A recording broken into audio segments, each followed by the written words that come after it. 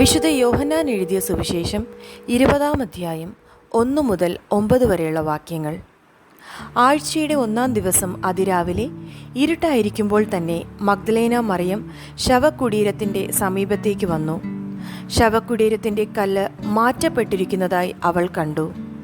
അവൾ ഉടനെ ഓടി ശിമിയോൻ പത്രോസിൻ്റെയും യേശു സ്നേഹിച്ചിരുന്ന മറ്റേ ശിഷ്യൻ്റെയും അടുത്തെത്തി പറഞ്ഞു, കർത്താവിനെ അവർ കല്ലറയിൽ നിന്ന് മാറ്റിയിരിക്കുന്നു. എന്നാൽ അവനെ അവർ എവിടെ വച്ചുവെന്ന് ഞങ്ങൾക്കറിഞ്ഞുകൂടാ. പത്രോസ് ഉടനെ മറ്റേ ശിഷ്യനോട് കൂടി കല്ലറയുടെ അടുത്തേക്ക് പോയി. അവർ ഇരുവരും ഒരുമിച്ച് ഓടി. എന്നാൽ മറ്റേ ശിഷ്യൻ പത്രോസിനേക്കാൾ കൂടുതൽ വേഗം ഓടി ആദ്യം കല്ലറയുടെ അടുത്തെത്തി. കുനിഞ്ഞു നോക്കിയപ്പോൾ കച്ച കിടക്കുന്നത് അവൻ കണ്ടു. എങ്കിലും അവൻ അകത്ത് പ്രവേശിച്ചില്ല. അവൻ്റെ പിന്നാലെ വന്ന ശിമിയോൻ പത്രോസ് കല്ലറയിൽ പ്രവേശിച്ചു.